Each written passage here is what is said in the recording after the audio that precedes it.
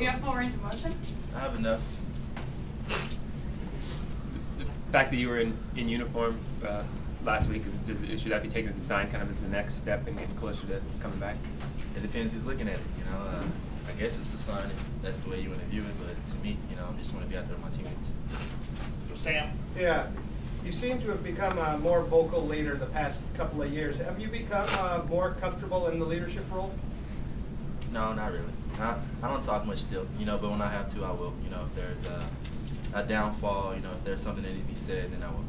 And just talk about Coach Campbell and what he's meant to you the past couple, well, almost 3 years now. He means everything to me. He's my best friend. He's like a father figure to me, and he really helped me out through each and everything on and off the field. Yeah. Following up on Sam's question about you being more of a leader, you sort of gave the team a pep talk on the field before the Colorado game. Why did you do that, and what did you say? I just don't want to lose anymore.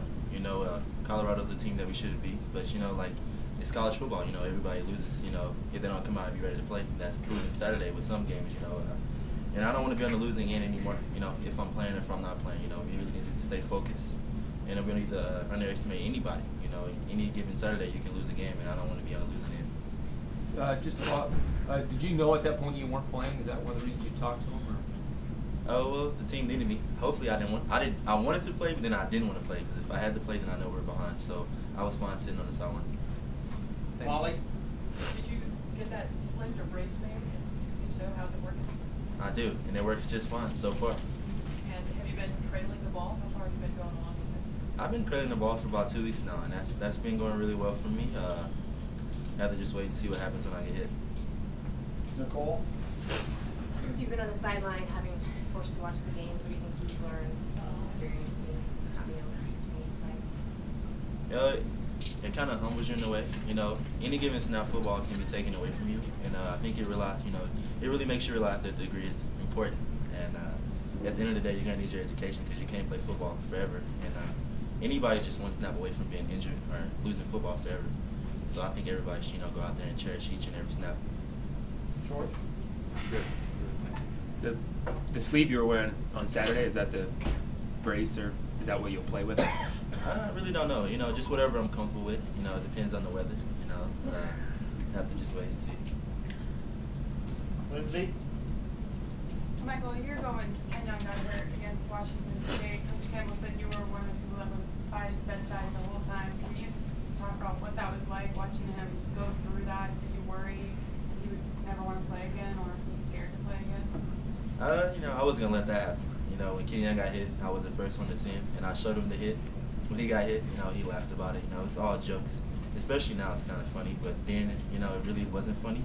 It was a vicious hit, and he really bounced back well. It took him a little bit, but he's really coming along.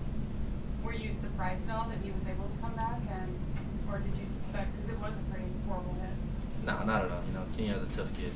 He's gonna come out there and he's gonna get back with his teammates regardless of the situation. And he didn't want to be away from football that long, and I'm really happy that he's back out there. Warren? LaMichael, can you talk about or update us on your practice regimen? Have you taken any contact at all? Yeah, I can take contact. It's a contact sport, and if I couldn't, I wouldn't be out there.